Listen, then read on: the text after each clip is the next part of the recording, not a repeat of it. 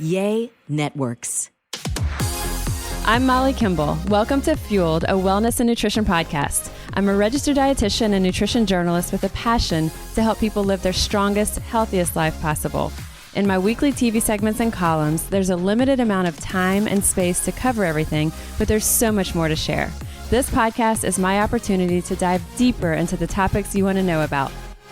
This is part 2 of a 2-part series on DNA testing kits, those DNA diets essentially that are prescribing, in some cases, personalized nutrition advice based on our genes. So today, we're joined again by Dr. D'Adamo. You heard him in last week's episode, kind of walking us through the science of DNA testing. And he's joining us again this week, and he's going to be walking through my results with me. So according to my personal DNA test results, I am sensitive to the effects of carbs. I metabolize caffeine quickly, and I'm less likely to benefit from a low-fat diet. So that's just the tip of it. There's so much more. There's so much data that I received with this. But as we talked about last week, genetic testing kits with these big promises of personalized wellness and nutrition, they're surging in popularity. And of course, thousands of us bought them, as holiday gifts this past year. But are these results really meaningful? So to learn more about DNA testing and how to interpret the results, my results, but also helping you walk through any that you're getting yourself, I coordinated for 3 of us, my husband, one of my clients, and myself, to each take 2 different tests on the market, 23andMe and Vitagene. Each of the 3 of us has distinctively different body types, different weight histories, different issues around food sensitivities, and our response to diet and exercise. So we had Dr. D'Adamo join us last week, and he joined me. We had a huddle call before this podcast to help explain to me and help interpret those results to me, explaining what that data really means. So he's coming back on and he'll be walking us through kind of in real time. We're going to be Zooming.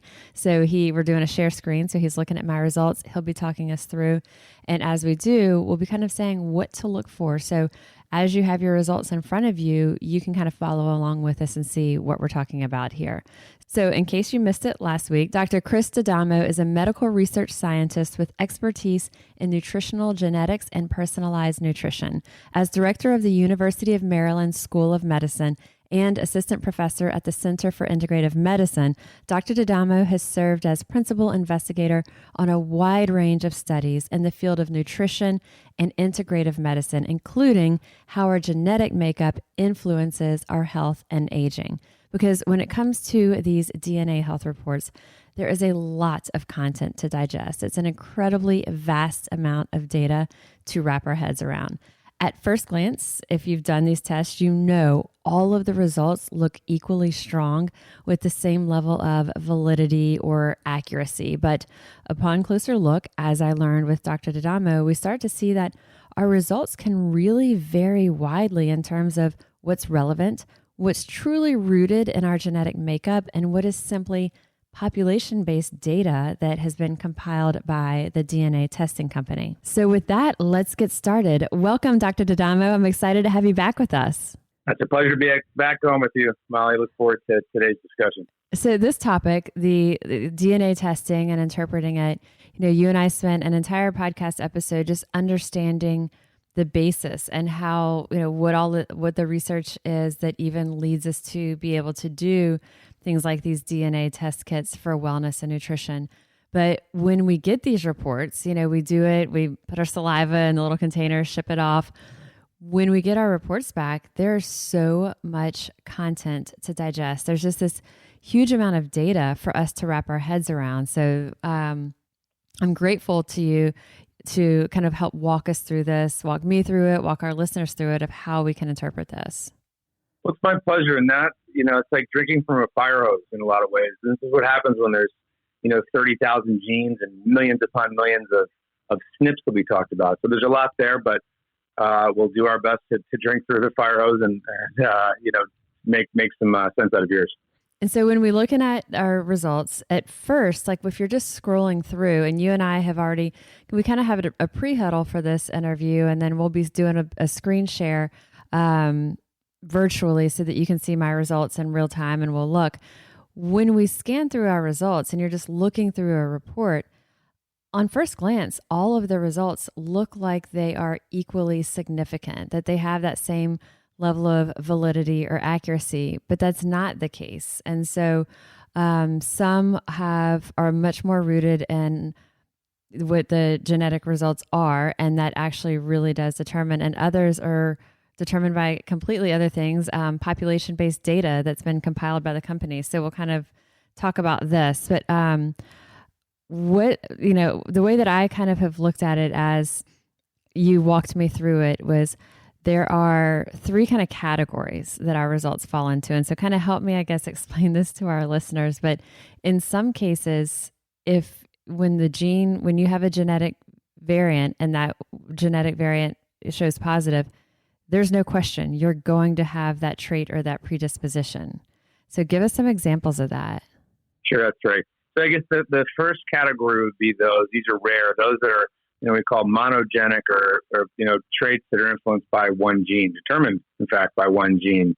So these would be things like sickle cell anemia or cystic fibrosis, these types of things. There's actually not very many like these.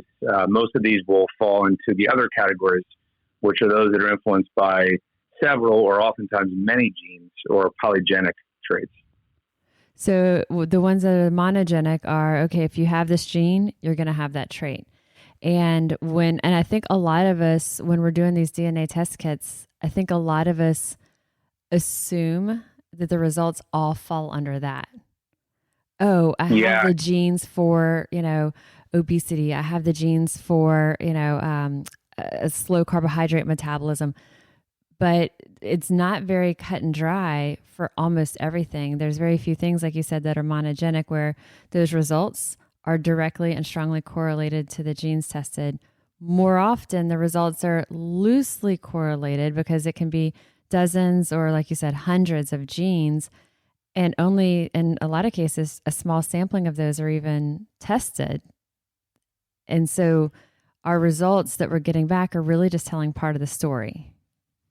Yeah, that's right. And I think, not only are there a lot of genes that influence most conditions, we look at things like obesity or cancer, diabetes, but it's the lifestyle, the epigenetic factors, we talked about this last time, have a much bigger influence, especially something like obesity, for example, than would like the FTO, variants in the FTO gene. And I think, we talk about this too. I think a lot of times people will say, I have this gene. We actually all have the genes. It's the variants on the genes, that I think that we're talking about. And if it's not one of these monogenic traits like sickle cell anemia or cystic fibrosis, a lot of times having those variants will have an influence and maybe increase the risk for something or decrease the risk of something else. We got to look at this. I think when we go through your results, we're going to see that it's sort of like a giant seesaw where you get a whole bunch of different variants on genes that potentially maybe increase the risk of some condition, maybe we'll say cancer. And then you get, on the other end of the seesaw, a whole bunch of other variants on genes that decrease the risk of cancer, a particular type of cancer. And then, of course, you've got all your environmental exposures and lifestyle and so on that probably have an even bigger impact. So it's a lot more complicated. And I think what you're talking about, that situation is one of the reasons why at one point in time, 23andMe, which we'll look at today, we're not actually allowed to have health reports because the FDA was afraid that people would, interpret these as like a genetic determinism or something like that, which it's not. Of course, I think what we're doing here is great because we're helping educate, and I think we should all have the ability to be able to see these things, but just have the right sort of framework and lens at looking at them as just potential contributors to health and wellness and not determinants. And so that's kind of, as you said, lifestyle is so much of a factor too. And that's almost the third category is some of these results that we'll see in these reports, they're really not based on our specific genetic makeup at all. Instead, or at least not for that particular trait or that predisposition. Instead, they're looking at our genetic makeup overall. And then they're taking that and they're comparing it to this pools and pools of data that has been collected, like in the case of 23andMe, sometimes it's over a million other participants. And they're looking at what are the traits and tendencies that group has. and how do we measure up to them? And so it's not even saying, oh, this is based on Molly's genetic profile. It's comparing Molly's genetic profile to 1 million participants and how did they answer certain survey questions. And so I think that's a really big difference. And so as we look in some of them, it's like, wow. So I think a great example will, and so before we get into it, I think it's very important for our listeners to think about it. Like these are not all to be looked at equally, and they're all to be taken, I would say, and tell me if you agree, but really taken with a grain of salt. It's, you're such a advocate of our genetic profile. It's going to set the stage for it, but our lifestyle choices are really going to determine what the results are for our health.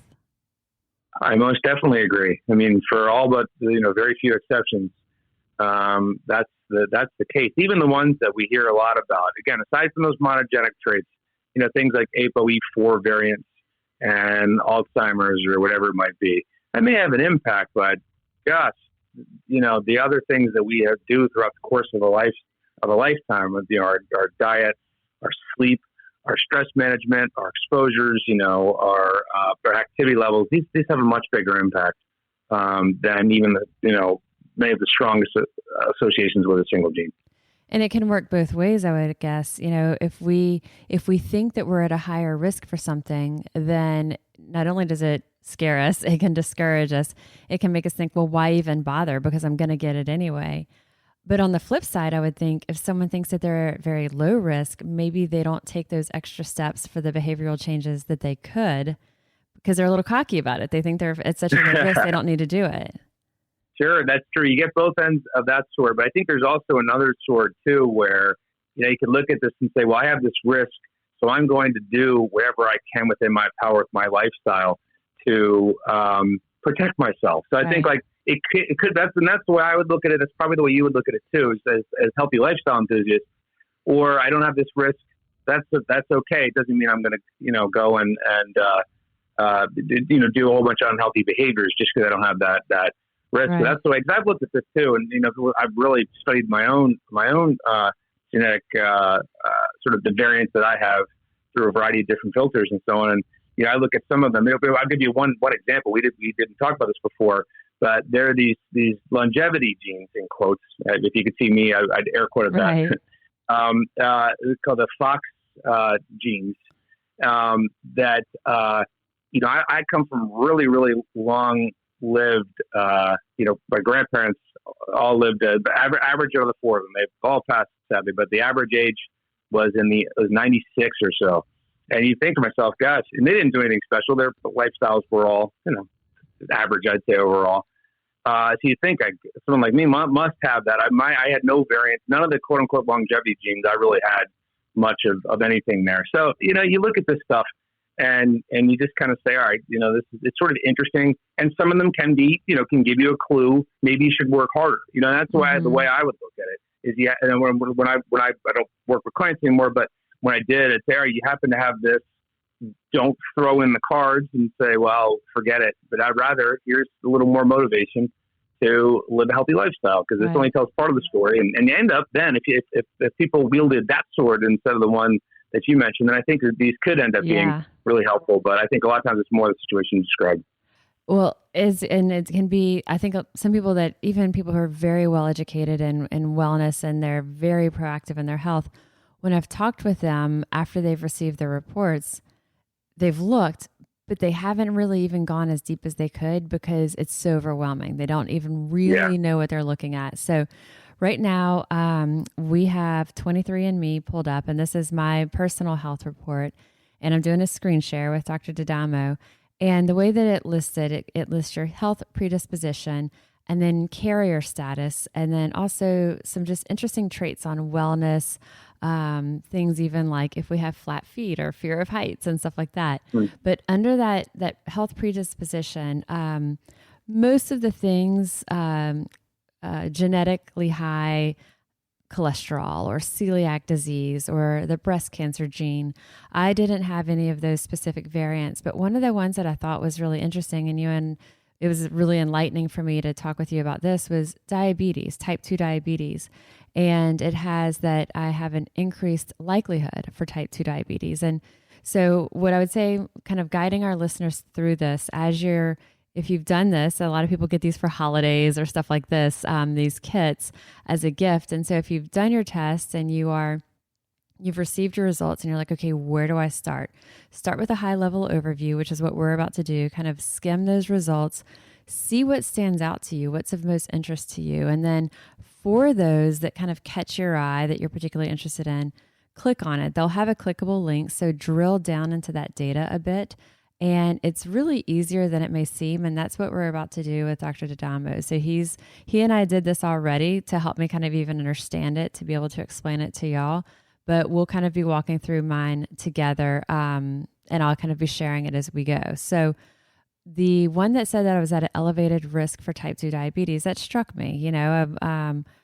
It doesn't, I don't have anybody in my immediate family that has diabetes. Personally, I don't have any of the, anything that would indicate that I'm at elevated risk. And so when we looked at it, it said that I have a 50% chance of developing type 2 diabetes, which seems high. And so, my thought here was, if I just looked at this and stopped here, it would be really easy for me to go, wow, I'm like 50% chances that I'm going to get type 2 diabetes. And it could feel really discouraging. I'm doing all of this for my health and I still have this based on my genetic profile. But then when you're looking at this, again, kind of to our listeners, you're going to see like 23andMe, it has a section that tells you your result. You click on it, then it says overview, and it gives you a bunch of information about it. Then there's a link that says scientific details. It seems obvious, but I wasn't clicking on this. So Dr. D'Adamo is walking me through. He's like, click on that. And then when we scroll through that, you pointed out to me, wow, this isn't really based on a particular SNP. It's not based on a genetic variant. It's based on the pooled data. So explain to our listeners kind of what that is, what that means. Yeah, so this one was interesting too. So it looks at some characteristics of you, and then you see in that number 2 there, where effects of genetic variants in more than 1,000 places in DNA. So I was referring to sort of as a black box, not entirely clear which those were. So I'm looking at this, and then going to take into account, again, other characteristics, age and ethnicity and so on. And as we continue to scroll down here, we see some of the types of things, based on different likelihoods. Again, there's ethnicity that they take into account. It's not entirely clear. Now they draw data from a lot of different, people. This one says it's got 17,000, participants. But again, it's just kind of looking, you talk about this is the ultimate, like looking at large populations. That's hard to be very prescriptive with that, especially when it comes to something like diabetes, that is largely a lifestyle disease. That when it says that you've got a 50% increase risk, it doesn't know the fact that you eat well and are active and do a lot of these types of behaviors. But yeah, this is an interesting one because there's a lot that goes into it. Some of the other ones we looked at for you had fewer variants that went into the sort of calculation of your genetic risk. But this one, it said it over 1,000. I think so. It's click on the scientific data link, and that'll immediately let you see. Okay. And when that's an example of one that was based on that third category we talked about, it's not even really related on my specific genes as those relate to diabetes, type 2 diabetes.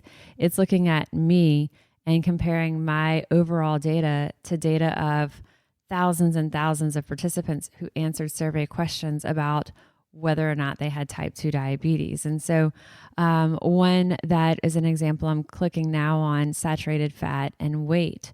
And according to 23andMe, my weight is going to be similar whether I'm on a diet that's high or low in saturated fat. And then when we click on scientific details there, that is based on a specific variant of a specific gene. That's correct. So this one's look at the ApoE2 gene. There's ApoE4 that I might have mentioned having to do with Alzheimer's and cognitive decline. This is one that when you click on the scientific details, it shows the SNP, which always is, beginning with an RS and then some series of numbers. This one just shows that, for you, you can be either homozygous or heterozygous, meaning you have both copies of a particular variant or SNP or variant. So that would be usually associated with a stronger effect.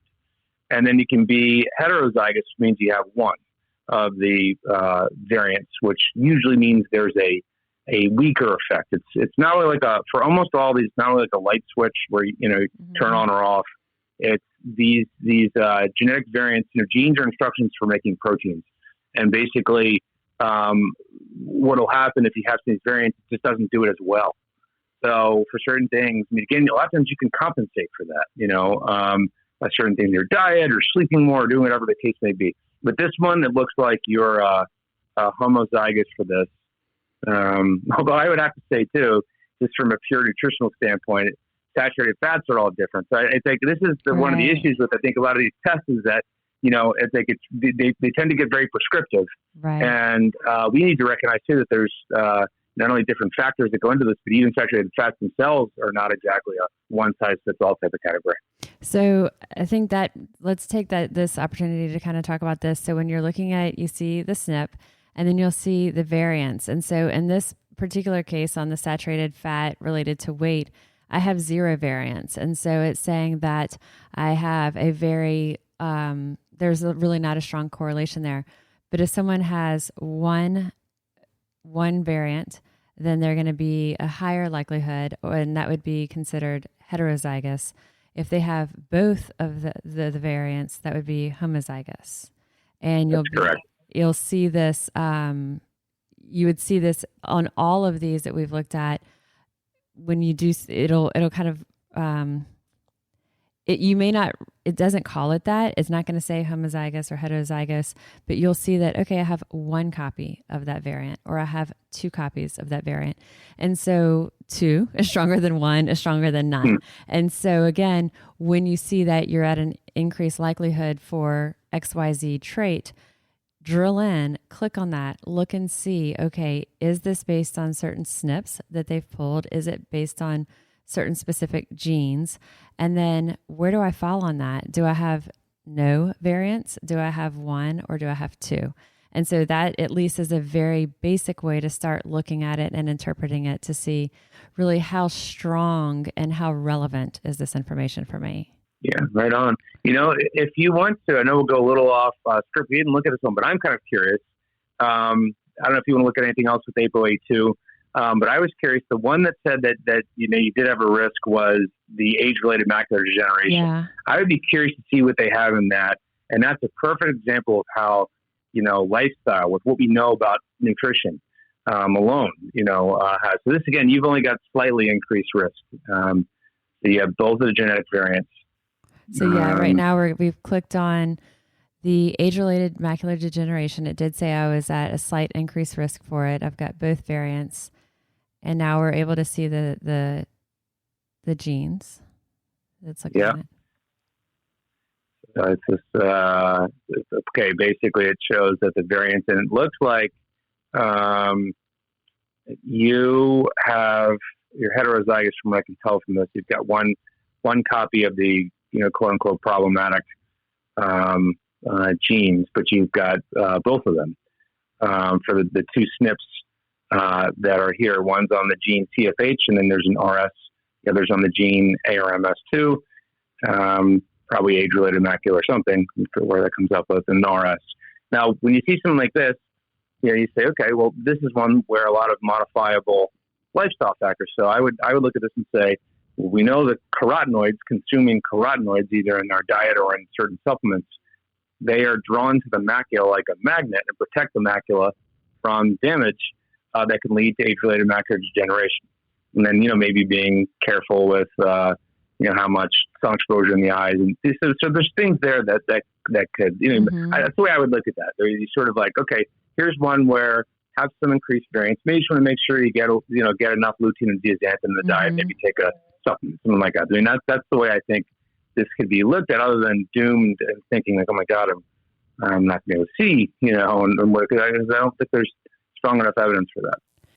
I'd like to take a minute to talk about one of our sponsors for this week's episode, HelloFresh. And you'll want to hear all of these details, y'all, because HelloFresh is giving you 10 free meals and free shipping. So listen up. So HelloFresh makes it easier than ever to cook more at home and keep things more nutritious. So you'll get fresh, pre-measured ingredients and incredible seasonal recipes delivered right to your door. So you can turn your wellness goals into realities with HelloFresh plans like Carb Smart, which is centered on protein and veggies, or vegetarian or pescatarian type options every week. And every single recipe is packed with fresh produce sourced directly from partners.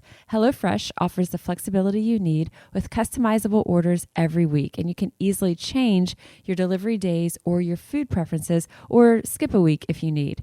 HelloFresh is such a time saver. Plus, it automatically pops a bit of variety into our ordinary weeknight meals. Personally, we've loved every dish we've tried. So go to HelloFresh.com/fueled10 and use code FUELED10 for 10 free meals, including free shipping. That's HelloFresh.com/fueled10 using the promo code FUELED10 for 10 free meals, including free shipping from HelloFresh, America's #1 meal kit.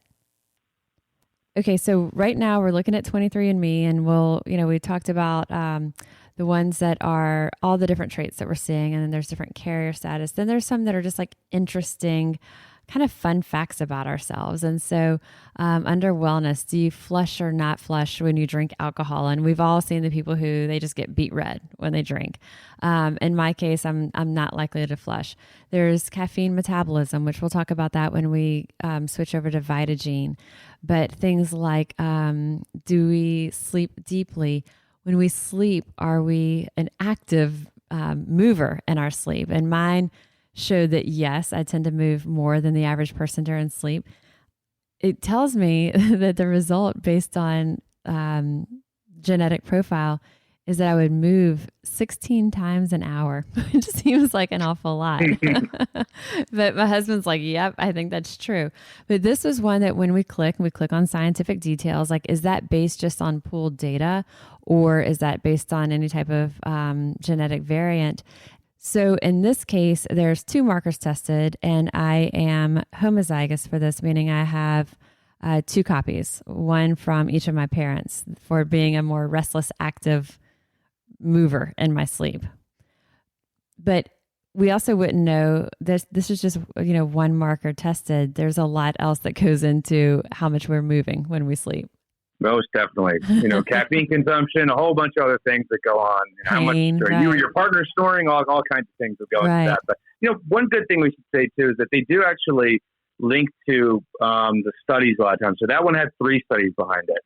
So, there's might be something to it, and you notice it in your behaviors too. Yeah. So some of these things. Yeah. So some of these are just kind of like talkers, if you crave sweet or salty more, like what's your predisposition for that? Do you sneeze when you get out into the sunlight? Are you more or less likely to have a unibrow? So some of these are just like, they're real talkers. They're kind of more interesting. They're not really going to change or affect like what we're doing wellness wise. But it's still interesting to see. And then some of these are really significant things. I mean, the first thing when I pulled up 23andMe, the first thing that I scrolled to was that breast cancer gene. Do I have it? Do I have that variant? And it was a relief when I saw that I didn't, so there's some of these that are really significant. There's some of these that are going to just be more fun talkers. That's 23andMe, where again, we get a lot with Ancestry. They do have the scientific data. You can click on it. As Dr. D'Adamo said, they'll link to the other references. They'll link to other scientific reports. So those things that you find striking about yourself, those traits or predispositions, learn more and educate yourself. Okay, was this based on truly genetic markers, or is it based on that loose association based on pooled population data? We're going to switch over to Vitagene. That was the other one that we did. And this was interesting. I'll also say that my husband did this, And I had a client who I know very well who did this, and we've kind of poured through all of their results and kind of compiled the questions that we're looking at. But one of the things that I'll say about Vitagene, I'll start, I guess, with a negative because it's what pulled up when I first pulled it up, that I'm not a fan of is while 23andMe doesn't give prescriptive nutrition advice, they're giving loose guidance, but they're not saying you need this much calories or this much protein, carb, or fat. Vitagene does. And I don't agree with that of being able to, based on the information they have, it's just not enough to give that prescriptive approach. Yeah, I agree with you 100%. It's way more prescriptive than I think the genetic information would allow. I can see why they would want to do that. Both of us work with clients where, a lot of times they'll want to know what's the menu I can have, and they've got things here. But even looking at some of the menu items, I'm not even so sure that, we know how personalized nutrition is too, based on tastes and preferences and sensitivities and so on that are not really reflected in genes. Right. So I would agree this everything is far more prescriptive than the genetics would sort of inform. Yeah, it's very, very interesting because so if you're pulling it up, my client pulled it up and she's, gave what her calorie range is, and she was like, well, this seems off. And, one of the other people that I was looking at her information, her calories were really low. Her carbs were much higher than what she has found just kind of in her own personal exploration work. And so, and again, the menus that they give are not necessarily or not at all going to be tailored to our preferences. Although they do ask us a lot, when you submit these, your DNA testing kits, there's a lot of questions that you're filling out. And so that was the other thing that, be mindful of. You put a lot of information into these questions that these companies ask you about yourself personally. How much of that is just being put back to us, of information about ourselves. So on this one, I like the way that Vitagene breaks a few things down. So the caffeine metabolism, for example, if you can kind of help explain this a bit, that it has me as a fast caffeine metabolizer. This is one, it's interesting. One of my colleagues, Med El-Sohani, has done a lot of the work with this, actually, the original research determining some of these genes that influence caffeine metabolism. So there are some genes that have a big impact on this. So there's one gene in particular called CYP1A2 that has been shown to have a pretty big impact on how we metabolize caffeine. And basically that just means, we can think about this. Some people can have a couple cups of coffee and feel great. Others have it and they're an anxious wreck. All right. And a fair amount of this is actually influenced by this gene. This one is one that has fairly potent effects. So those that are faster metabolizers actually can handle it better than those who are slower metabolizers. Those that are faster metabolizers, and no one should have it shortly before they go to bed, but those that are slow metabolizers would be particularly impaired, their sleep if they had it closer to bed. So this is one that is pretty well studied at this point, and I like how Vitagene has links to the research that informed some of this. And I think this is one. And I think we all kind of probably know, and I think sometimes it's interesting to match this and say I'm also a fast metabolizer, so I can have quite a bit of coffee or tea or whatever it might be, and not start to eke out to be not at all scientific about it. But I think we all know what happens when there's too much caffeine. So this is one that's, what's interesting too is the way it sort of says how much is influenced by your lifestyle, how much by the gene. Yeah. This is one that gene has a pretty big impact. About it's again, I think this is probably a little rough. They break it down into nice even numbers, but 40% and 60%. I think that this is one of the more popular genes that people look at because there has been quite a bit of study on it. So with Vitagene, when you click on it, so I looked at, okay, I'm a fast caffeine metabolizer. So I click on it. Before it even gets into the science, it tells us 40% is influenced by genetics, but 60% by lifestyle. And as Dr. D'Adamo said, yeah, that's a rough estimate, but it's immediately telling the user, hey, this isn't all genetics. This isn't the end all be all. Like your lifestyle has a lot to do with it. When we're looking at this one and it tells us the SNP, it tells us the gene name. Explain how the my genotype is. The fact that I guess can explain what we're seeing on the page also for our listeners, because in this one, it looks a little bit different. So it says that I have AA. Does that mean that I am homozygous for this? Yes, it does. So there's the base pairs, the A, C, G, and T. So when you look at this, that's the allele that it's going to say. And your genotype is you'll have, one, you'll have some combination of whatever it might be. In this case, you've got the risk allele. Now, interestingly, they're positioning it as the fast metabolizers as a risk. That's kind of interesting because here it's saying the risk allele is A and your genotype is AA. Now, there's either a C, G, or T. I'm not sure which it is on the other side, which would be someone who is heterozygous, or they could have either C, G, or T, two of those. So, Alice is saying that you eliminate caffeine more quickly. No. So, it's sort of funny. I've actually not really seen that positioned as a risk. So I guess, some of this actually too, you got to think about, sometimes it's a little bit open to interpretation with respect to what it actually means to us in our lives. Right. They're using the phrase risk probably in everything, but to us, that particular trait is not necessarily a risk. Gluten sensitivity, I'm going to click on that right now, and it has me at an increased likelihood for gluten sensitivity. And then same thing here, it tells us that genetics versus lifestyle. And in this case, it ranks us at about 87% genetic influence versus 13% lifestyle. And when we scroll down, there's a lot of SNPs here. There's about 7 different genes that have, and markers that have been tested. So what do you see when you see this? What's your thoughts? So what I see is, as Molly said, there's a number of different genes here, some of which, again, by the gene list, the risk allele, some of which you don't have. So if we look at the first one, the LPP gene, there's a RS, there's a SNP associated with that. The risk allele is A and you have TC. So it also quantifies the strength of the research, which is nice. And actually, it looks like there's even more, where it says C more, there might be even more genes. So we see, even for something like gluten, where there's quite a few actually, that they have going into their algorithm.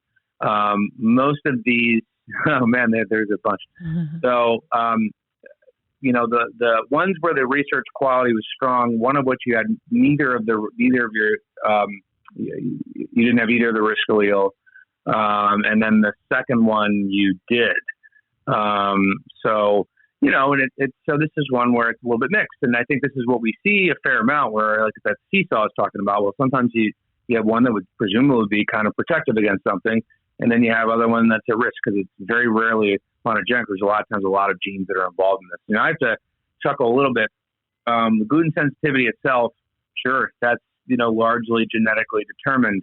But the impact of the gluten sensitivity on our lifestyle is almost 100% lifestyle determined. Either do you eat gluten or not, right? Right. So it's kind of funny. But this is a perfect example of one that's pretty complex that has a lot of genes that are contributing. There's a lot, and the reason we were laughing is because at first when I said there's 7, and then Dr. Dadama pointed out, wait, it says see more. So when I clicked see more, it bumped down to like another 7, and then there was another see more. There's dozens of them, and we didn't keep clicking just in the interest of time. But that's one where, again, that the risk allele for one that shows a strong correlation, I have no variance. And then for another of the risk alleles that has strong correlation, I had 2 variants, or the same, 2 copies of that. And then of the others, it was kind of mixed. But the other thing that I do really like about VitaGene, so as Dr. Dadama mentioned, it ranks what the research quality is. Is it strong? Is it fair? Is it preliminary? So then you kind of know how much prominence do I need to give to this? And so in this case, when we see fair, we see all these fairs and preliminary research quality, well then, okay, we'll take that with a grain of salt, but let's really keep our emphasis on what we know that there's some strong correlation there. So I do really like that about the VitaGene reports, and that's something that's different than what we saw with 23andMe. Yeah, I like that too. And one thing that's worth, for anyone who gets Vitagene, I think in the comment worth on that too. So it said intergenic. So for a lot of these, it lists the gene. For a few of those, it said intergenic. And what does that mean? That actually refers to, DNA that's in between genes. So it's we used to be called this junk DNA, but as we're starting to realize that it actually has a lot of impact. Like that, for example, one of the stronger evidence bases was this variant that's located in between genes. So that's where if you see it as intergenic and wonder what that is, that's what that's all about. There's a lot, with the understanding of genetics continues to evolve. We realize it's far from junk DNA, and that this even for these variants that happen to fall not directly in a gene, that there's meaningful information. We actually, for some of the work that we did, we published a paper on alpha carotene. And we hear about beta carotene all the time, but alpha carotene's another carotenoid that's in a lot of those orange-colored vegetables. That one of the strongest predictors of concentrations of alpha carotene was in that quote-unquote junk DNA area. So we know that this stuff actually we just don't understand it. And I think that's kind of the scientific process all the time. That which we don't understand can't mean anything because we don't understand it. But the reality is a lot of times we just don't understand it yet. Right. Let's take a minute to talk about Kenco, one of our sponsors for this week's episode. Kenco makes legitimately nutritious smoothies for people on the go. So it's no secret that smoothies can easily be packed with loads of sugar, but Kenco's smoothies are only made from organic whole fruits and vegetables. They're flash frozen and slow dried to lock in all the fiber, all the nutrients, nothing added, and no fiber taken out. Kenco smoothies are super easy to make. There's no blender, no juicer, no kitchen even is needed. Just pour the Kenco packet into water or your favorite milk or milk alternative. I love it in coconut milk, and shake it up and you're all set. So go to kenco.com, take their quick nutrition quiz, and fill your flexible monthly order with your choice of 15 different functional flavors that match your goals and your taste preferences. So you can start creating healthy habits right now. Go to kenco.com/fueled, pick out your flexible monthly plan, and the first 100 listeners will get 25% off your first order. That's kenco.com/fueled and get 25% off, but only if you're one of the first 100. You love the show and we love you, so get the special deal. 25% off for the first 100 listeners at kenco.com. That's KENCKO.com/fueled. So one thing that, as I was looking at Vitagene, and again, the different companies have different ways that they'll display the results. There was some that were conflicting. So like in one, I showed that I had a genetic predisposition to be slightly less than a normal weight. The other, I had a predisposition to weigh more than a normal weight.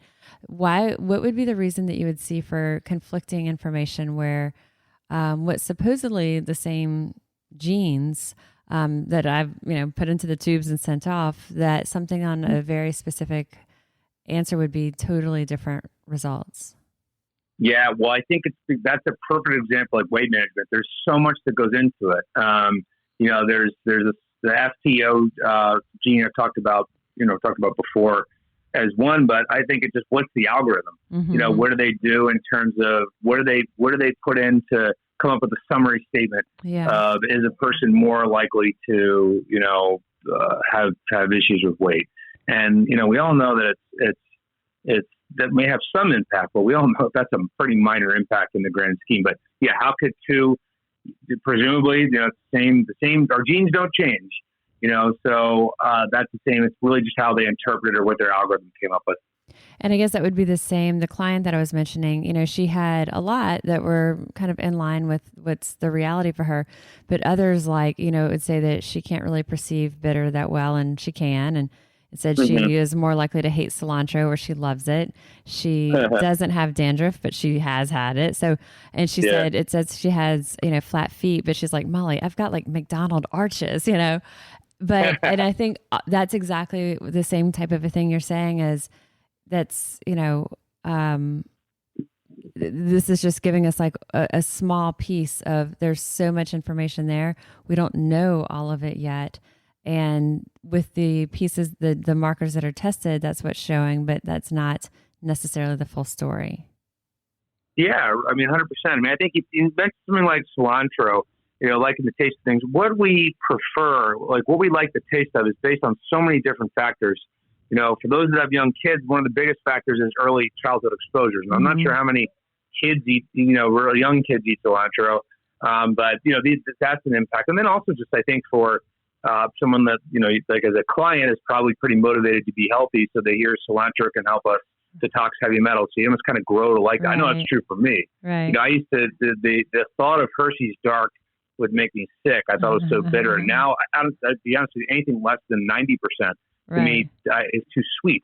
So it's like when somewhere along the way, I heard dark chocolate could be helpful. And so I think a lot of those kinds of things, there's so many different influences that go into a lot of these factors. Of why we decide that we like something. Yeah. Yeah, exactly. Okay. Exactly.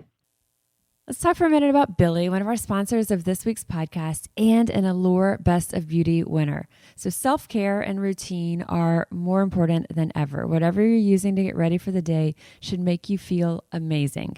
And Billy has recreated everyday essentials by delivering premium razors and high-performing body care directly to you. Go to mybilly.com to get their starter kit for just $9. That includes their award-winning razor, 2 refill blades, and a cult favorite magnetic holder. I love Billy's products, and you will too. They leave our skin feeling so soft. And to express a little love for our show, go to mybilly.com/fueled. It's a small way that you can support us while also getting the best razor you'll ever own. It's just $9 to get your starter kit, plus free shipping always. Go to mybilly.com/fueled. That's spelled mybillie.com/fueled.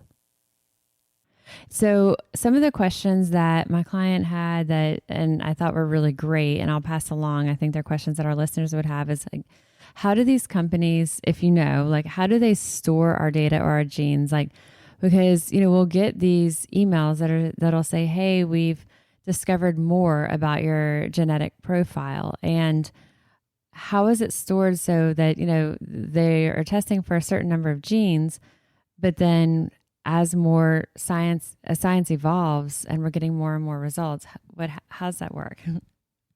Yeah, that's an interesting question. So I know a lot of people are hesitant to do a lot of these analyses because they don't really know like where it's going to be stored, and it varies actually based on the service that you're utilizing. Some like Genetic Genie apparently only have it for a transient period of time and it's deleted. Others like 23andMe has it. And what they do with it, I'm not, entirely sure personally, man. My understanding is that some of it gets sold. So, that is one element of it. Now for me, I was interested enough in what it said, what my data, what my genetic information had, so because I thought it was worth it for me to have some of those potential risks of what gets done with it out there, so that I could know and inform my lifestyle and how I live. But that's an area that's somewhat I'd say an issue for a lot of people, and I can understand why in this era of data privacy and lack thereof. That I can see why people would get concerned about that. And I think it is something that there's a big fear factor there. For me personally, I don't have a lot of fear that if that data was sold, because I feel like, well, it's not like they're creating a little Molly over there. Yeah, right. Right. I haven't really, it's not like my genetic profile provides access to our bank account, or any of our computer files. But how accurate do you feel that this is? I mean, we're spitting into this little tube, which by the way is hard. I mean, it's like, you got to it doesn't look like a lot of saliva, but that's a lot to gear up and get out of there. But how accurate is it? A lot of spit. You're right. It's harder than people think, but I think it's quite accurate in terms of what they're actually measuring. That technology is pretty good. Now, again, what does it all mean in the grand scheme? There's a lot more science that has to be done, but that should not change. The variance across different companies that are testing, that really ought not change. And if it does, then there's a real problem. because your genes are your genes. Epigenetic stuff changes. How our genes are expressed change every second of the day. But it is pretty accurate. The technology to actually assess what genetic variants are is quite accurate. And when we say, it's a lot of saliva to go, it's not even an ounce. I mean, it's a very small amount of saliva to think that they're extracting all of this data from it. But to actually create that saliva feels like a lot. Some of the companies give us the option, or many of the companies give us the option to upload our own personal lab data. So if we, whatever lab results we have of cholesterol or any of these other things, does this benefit us at all to do it? Or is this really more for their research, kind of those data pools and collections that we were talking about earlier? Well, I think the way that when I educate physicians on this, I think the way that so this will apply to everybody, the way that we would look at, all this genetic information, all these variants, all these different things that come back out in terms of, risk for conditions or, wellness parameters, wherever it may be, should be viewed at, you look at that and then you look at your actual family history. Has that risk actually manifested with anybody having the condition of interest or whatever the case may be? Also, labs are a part of that. So, again, I've done a lot of work with micronutrients, as we talked about. So, if you look at things like, MTHFR variants, we'll actually test your folate and see what you have, and the same thing would go for, variants for inflammatory genes or genes that dictate inflammation. Well, actually, do you have inflammation in your blood? So, and then you look at does the individual have any symptoms? So I think the labs are a part of the story. Now, whether you upload them, I think all that's doing is just they can sort of curate it and put it into a nice package for you to see. Okay. But it is part of it. I think that is definitely part of the whole story. But that comprehensive story has both genes, labs, symptoms, and actual family history of things. Yeah, great point. Because yes, as you're looking at these genetic results, you then want to say, okay, here's what it's saying my predisposition is. Now, how does that compare to, like you said, my family history? How does it compare to my actual lab results? If you haven't been and had those, certain labs or markers tested in real life, get it done.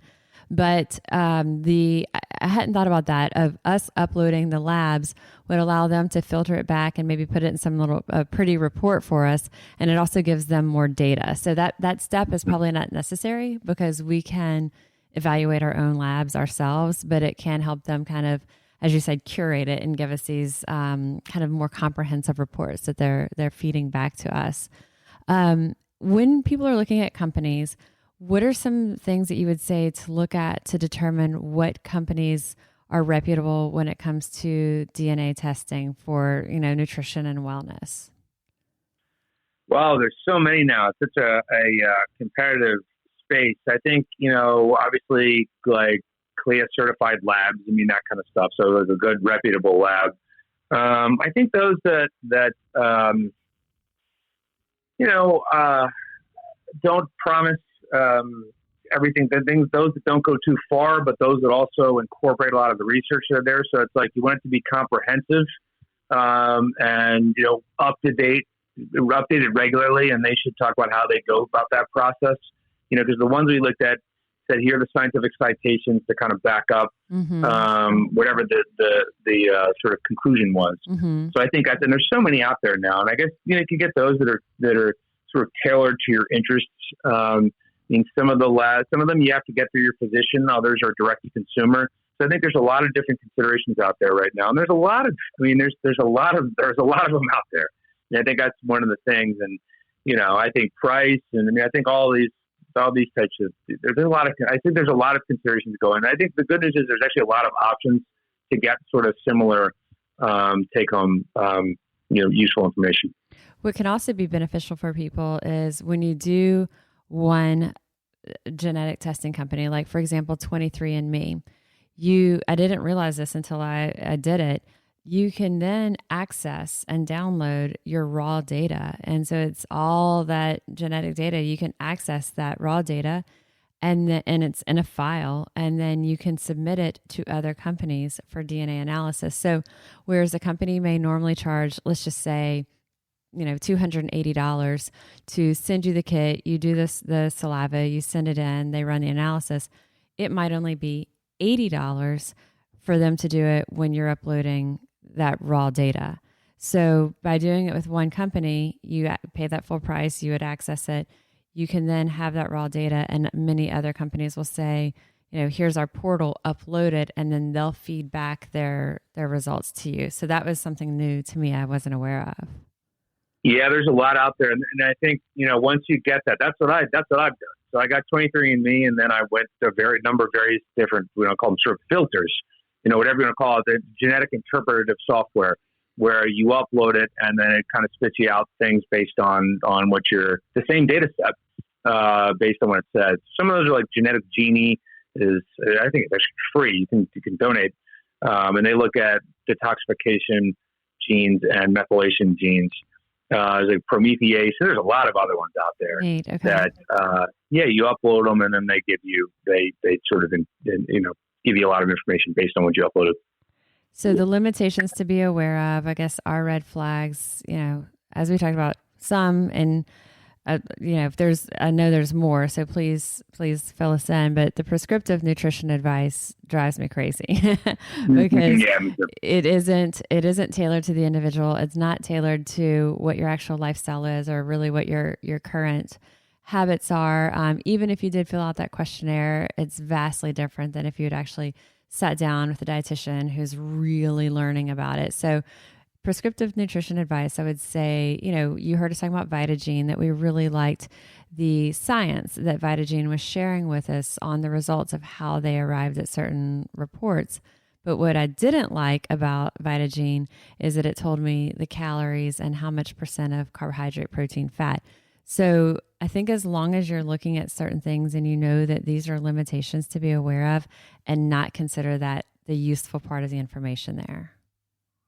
I agree with that 100%. And I think another sort of related actually would be those that don't do a real deep dive and recognize that we have to look at sort of genetic clusters.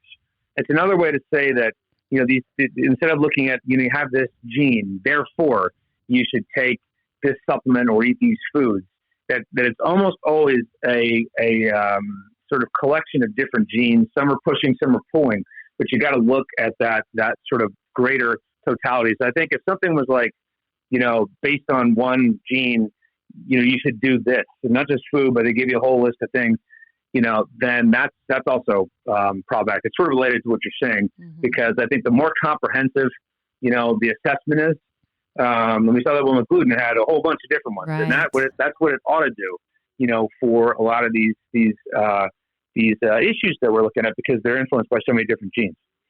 And then it'll tell us, it's kind of filtering through, okay, what's strong, what's going to have the most impact. Yeah.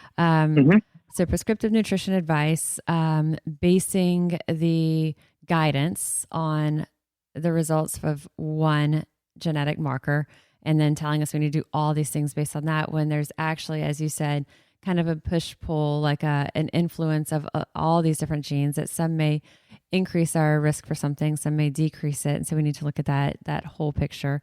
I would also say those sites that are coming up with meal plans, or especially those that are selling us supplements based on what we're supposedly deficient in based on our profile. Yeah, I agree with that too. But I think back, a little moniker that I've used a lot to talk about this is don't treat the SNP. It's not a single SNP a lot of times that's going to be causing your issues, so whether it's with a nutrient or something, whatever the case may be. But yeah, I think I would agree with that point, spot on, that, we just need to be a little bit cautious now, especially if one were, selling, I know we all have to make a living, but, if there were, you get these results and they link it to something that they're selling or whatever, that to me would be, even a little bit more of a up the red flag total pole, I guess you could say, running up the red flag pole. Yeah. So I would agree with you on that. So for people who are doing these or have done them, they've got the reports and they're like, all right, now what? I found a lot of usefulness out of this, and clearly you have too. As you said, you did 23andMe. You took the raw data, you uploaded it through other filters to see, okay, some come back with different types of reports. So you've really educated yourself through all these different companies that give like slightly different nuances based on that data. But yeah, I guess if you can sum it up for our listeners of what you feel the benefit is of this and how they can really make the most of it and learn from it if they're choosing to do any of these DNA testing kits. Sure. Well, not to make like a combative analogy, but we talk about the different swords. There's like a dual-edged sword with this. I think I would wield the sword that says, look, if I get this and some risks are shown, let me see what I can do with my lifestyle, the way I live, what I eat, how I move, how I sleep, relationships, stress management, environmental exposures, the list goes on. How can I make the most of that? And not just like throw in the towel and say, well, I have this risk, forget it. It doesn't matter what I'm going to do. I mean, there is nothing actually out there right now is so strong that you could do that, with the exception of some of the few monogenic, carrier types of things.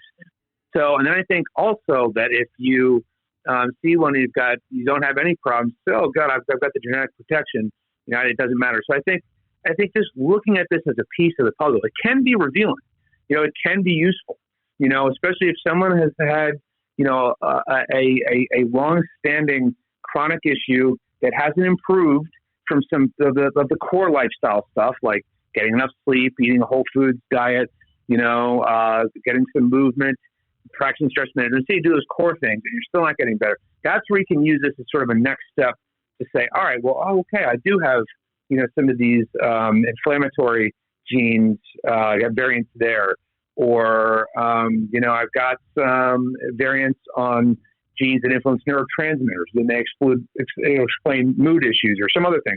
I think that's where they can be used to help fine tune. That's why I did it too. It's just to say, all right, I'm living healthy, I'm performing well, but I always feel like I could perform better. So let me look and see, see what I might be able to identify that I might be able to tinker with a little bit. So I think it can be helpful in that sense. And I think understanding that there's a lot there and it can help to work with a professional who understands this stuff, or do the research on one's own too, and not to see anything and get terribly freaked out most of the time, but just recognize that this is, part of the totality, of what's going to influence our health and vitality. I agree 100%. It's a lot of information for us to take in. So looking at the things that really matter to you, drilling down in those, and then when we do find that we are maybe more genetically predisposed for a condition, instead of letting it scare us or throw us off track or discourage us, as Dr. Tadamo said, learn from it. Use this to inspire us to be even more focused and more proactive in those areas of our health and wellness. All right. Well, fantastic. I think we've pretty much, we could go on for hours on this, but I think the high level of, okay, you've got these reports. Now what? I hope that we have helped our listeners at least know what to look for and how to interpret the data to some degree, realizing that everything that we're looking at, all of those results are not equal in significance, and kind of how to sift through what is and what isn't. Anything else you would add? No. I think it's been a lot of useful information and helping navigate what can seem like a pretty complicated and overwhelming situation in ways that are actionable. So no, I think we hit a lot of the main points. Fantastic. And I'll include links to your website and the work that you've done as well on this. And I really appreciate you giving us your time again. Thank you so much. Yeah, my pleasure. My pleasure. I'm so honored and so grateful to Dr. Tadamo for joining us not once, but twice. There's so much to learn, so much to wrap our heads around when it comes to these, DNA testing kits and how to interpret our results. And he really shed a lot of light. He enlightened me to see what's relevant, what matters, where to click even on these results, because even when you're looking, there's just so much content. So having him kind of guide us through of how do we make sense of this? How do we start to sort through and filter and see what's truly relevant to us? So as always, I'll include the links that we talked about in the show notes of this episode. And if you're doing any of these DNA test kits, if you've done them before, if you have interesting results you want to share or questions about it, always reach out to me. I love to hear whenever you're putting these things into practice and learning from it yourselves. So I am registered dietitian Molly Kimball, and you've been listening to Fueled Wellness and Nutrition, the podcast. If you would like more Fueled Wellness and Nutrition, please head over to mollykimball.com, and you can follow me, Molly Kimball RD, on Instagram, Facebook, and Twitter. And if you haven't yet, please go to Apple Podcasts and subscribe, rate, and review this podcast. Join us next week for another dose of Fueled Wellness and Nutrition. Thanks for listening, and stay focused on living your strongest, healthiest life.